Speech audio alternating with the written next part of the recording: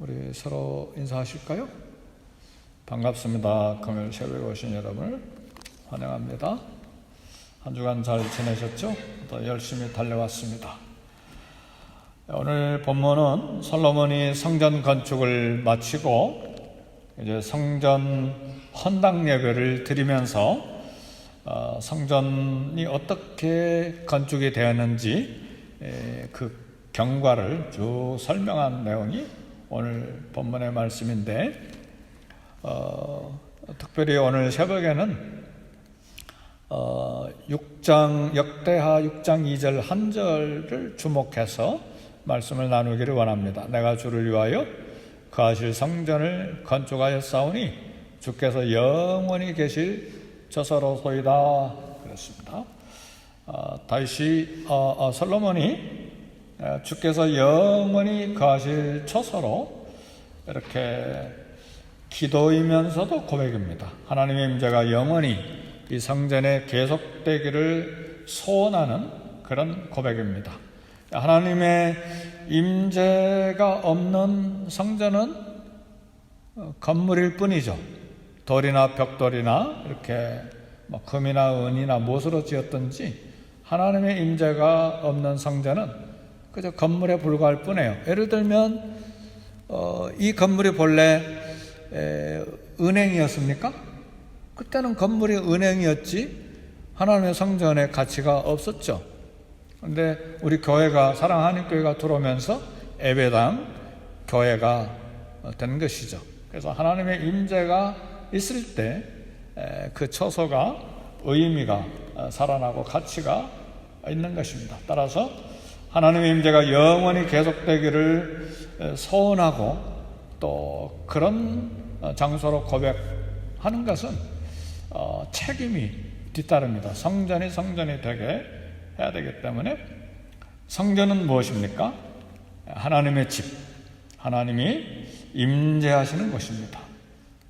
그래서 하나님의 집은 구약에서는 성전이고 또 이스라엘 공동체가 성전이었습니다.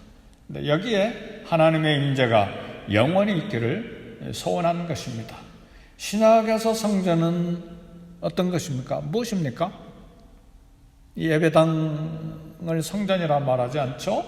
그리스도의 몸인 우리 성도 자신, 우리 교회 공동체가 성전이 됩니다. 그래서 지금 신약시대 때 하나님의 집은 그리스도의 몸인 우리 성도들이 자신이 성전이 되는 것입니다. 따라서 이 아침에 이 역대하 6장 2절 말씀을 적용하면서 우리가 고백하고 소원해야 되는 것은 우리 교회 공동체, 사랑하는 교회라고 하는 교회 공동체 하나님의 임재가 영원히 있기를 소원해야 됩니다. 할렐루야. 근데 이런 소원이 너무 고귀한 소원이고 아름다운 소원이고 고백이지만 책임이 또한 뒤따라가야 합니다. 성전이 성전되기 위해서 하나님의 임재가 있는 곳이 되기 위해서는 우리의 책임도 뒤따라가야 되는 것입니다. 왜요? 성전이 성전되기 위한 하나님의 임재가 임하는 곳이 되지 못할 땐 건물로만 남기 때문에 결국은 솔로몬 성전 이렇게 아름답게 지었지만 파괴됐잖아요. 없잖아요. 지금 예루살렘에 가보면 성전 터만 있지, 이게 보도블록만 깔려 있지, 돌 위에 돌 하나도 없어요. 오히려 그 앞에 모스크, 이슬람 사원만 황금 사원으로 이렇게 멋있게 지어졌을 뿐이지 아무것도 없잖아요. 그러니까 성전이 성전되기 위해서 하나님의 임재가 영원히 있기 위해서는 우리의 책임이 따라가야 합니다. 솔로몬이 성전을 짓기 위해서 전심을 다해서 몸과 마음과 뜻과 힘과 전 재물을 다해서 전심을 다해서 정말 하나님을 사랑하는 마음으로 성전을 완공했습니다. 그런데 사실은 성전은 이스라엘 백성들이 솔로몬이 하나님을 사랑하는 것보다 하나님이 이스라엘을 사랑하셔서 성전을 허락하신 것입니다. 그러니까 성전은 이스라엘을 하나님께 드리는 헌물이 아니라 하나님이 이스라엘에게 계속 은혜를 베풀어 주시고 사랑해 주시기 위해서 세워진 것이 성전입니다. 성전의 목적이 그거예요. 만나주시기 위해서 성전이 지어진 것입니다. 하나님이 사람의 손으로 지은 집에 거하신다는 건 거대한 은혜죠. 어찌 하나님이 사람이 지은 그런 건물에 거하실 수가 있어요? 온 우주에 충만하신 하나님이 그래서 거대한 은혜예요. 그런데 오늘 우리 신약시대 때 더 놀라운 정말 거대한 은혜는 성령 하나님이 우리 성도를 거처로 삼고 우리 안에 거하신다는 사실이에요. 할렐루야. 바울은 우리를 가르쳐서 뭐라고 이야기합니까? 깨지기 쉬운 질그릇이라고 그랬어요. 이런 유혹에 빠지고 저런 욕망에 빠지고 안목의 정욕, 이생의 자랑, 육체의 정욕, 교만, 온갖 지저분한 것이 가득한 것이 그게 질그릇이라는 말이잖아요. 깨지기 쉬운 우리 질그릇인데 성령 하나님은 우리 안에 계시고 예수 그리스도를 담는 질그릇, 보배로운 십자가 복음을 담는 그릇이 되었으니 이게 얼마나 영광입니까? 생각만 해도 깜짝 놀랄 일이에요.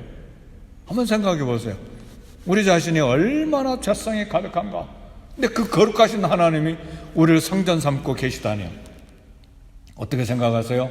금요일 새벽에 오신 사랑하는 성도 여러분, 나면서부터 지금까지 죄를 하나님 앞에 다 이렇게 동영상으로 이렇게 다 보여주신다면 얼굴 들 사람 아무도 없죠. 그럼 앞으로 그런 죄 안 지을 겁니까? 여전히 육체에 거하는 한 그런 죄의 유혹과 그런 데 가까이 물들어 사는 것이죠. 그런데도 우리를 성전으로 삼고 성령께서 우리 안에 거하신다는 것은 그게 십자가 복음의 은혜입니다. 할렐루야. 그런데 이 아침에 우리의 토저는 성전 지기로서 책임을 져야 된다. 그 알수. 책임을 져야 된다니까 우리가 어떤 공로를 세워가지고 그 책임을 100% 완수해야 된다는 것이 아니라 우리가 해야 될 의무가 있다 그 말이에요. 마땅히 감당해야 될 하나님의 자녀로서의 삶이 주어져야 된다 그 말이죠.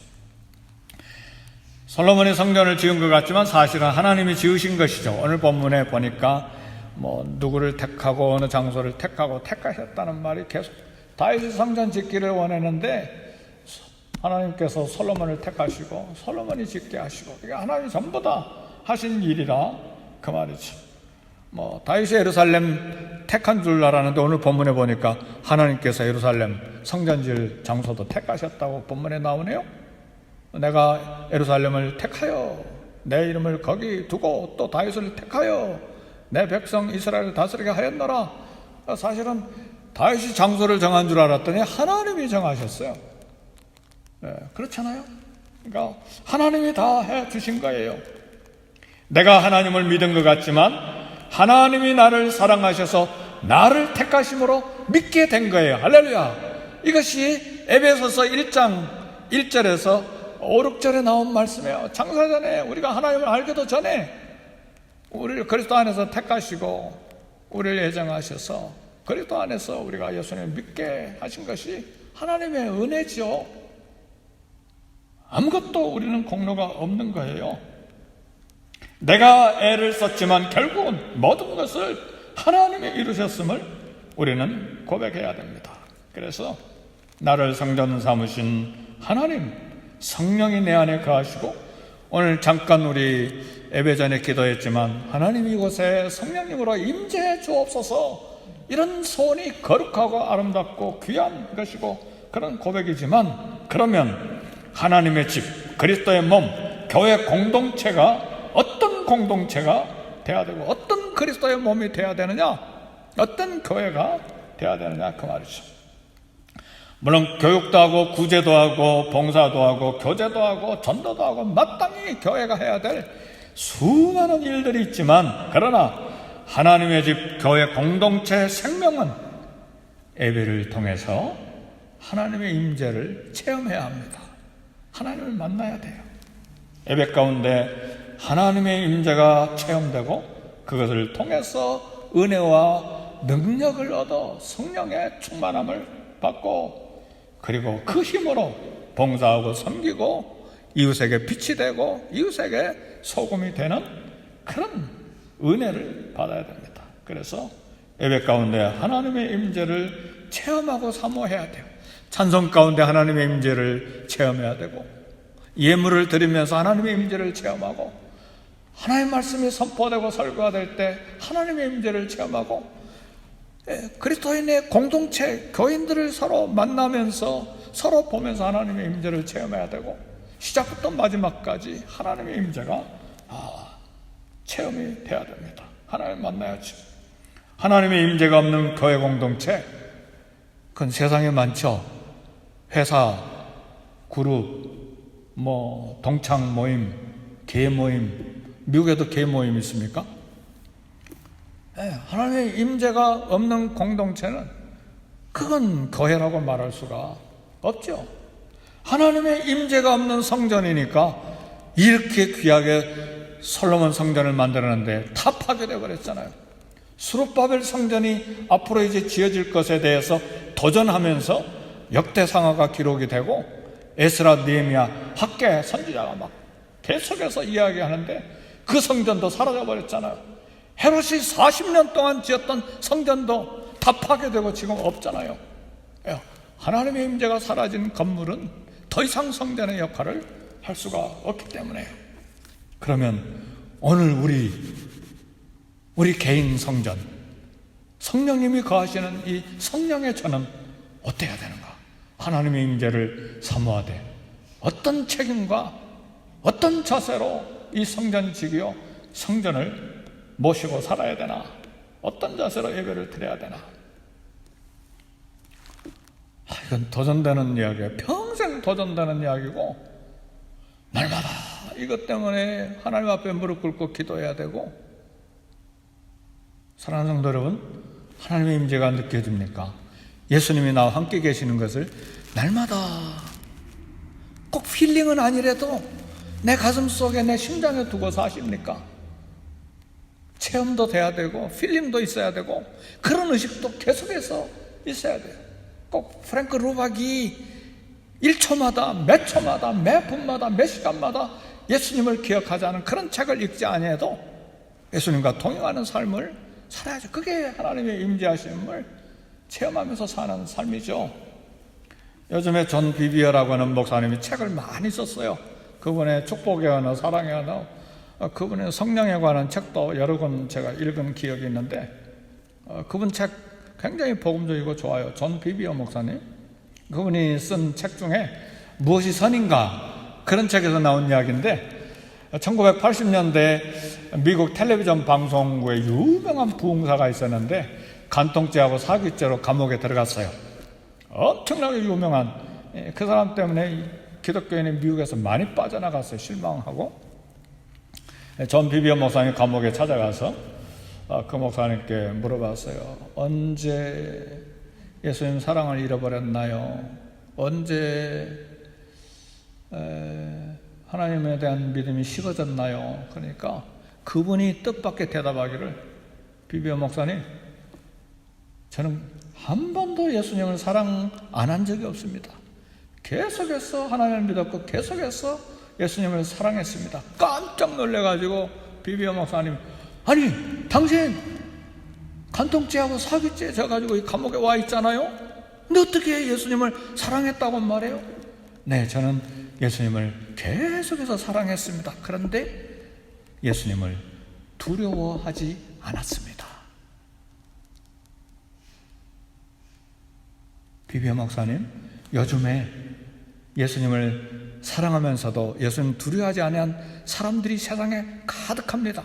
이게 감옥에 있는 그 부흥사의 고백이었어요. 사랑하는 성도 여러분, 이게 오늘날 우리 기독교인의 현 주소라면 심각해요. 저도 두려운 것이 그거예요. 하나님이 감각되지 않냐고 머리로만 믿는 것, 이게 굉장히 두려운 거예요. 그래서 저의 끊임없는 기도는, 하나님 말씀 준비할 때 성령님이 생생하게 살아있고 말씀에 대한 생생한 마음을 주세요. 연설하기 원하지 않습니다. 그게 엎드려서 기도하는 거예요. 설교를 준비하다가 또 무릎 꿇고, 설교를 준비하다가 또 소파에 엎드려서 무릎 꿇고, 이게 반복돼요. 새벽에도 마찬가지예요. 오늘 새벽에도 역시 마찬가지예요. 말씀이 감각되지 않고 연설하면 어떻게 되겠어요? 싹군이지. 사랑하는 성도 여러분, 어떤 자세로 예배 드려야 됩니까? 지금 우리 새벽에 여기 한 10여 분 오셨습니까? 여기에 예수님이 지금 문 열고 들어오신다면 먼저 저기 normal temperature 그런 말이 나오겠죠. 그죠? 그리고 예수님이 딱 이 앞에 앉아 계시면 우리 어떻게 될까요? 엎드려야죠. 예수님 앞에. 그죠? 얼굴 땅에 대고 경배하죠. 주님 발 앞에 엎드려서 그분의 영광, 능력, 임재 앞에서 엎드릴 수밖에 없죠. 이게 구약시대 때 이야기입니까? 아니에요. 요한계시록에 보니까 사도 요한이 부활하신 예수님을 만나는데 그 영광 때문에 죽은 사람처럼, 썩은 시체처럼 엎드려서 잠들어 버렸어요. 예수님 사랑하십니까? 심장으로 사랑할 뿐만 아니라 거룩한 두려움이 있어야 합니다. 하나님의 임재 앞에 있기 때문에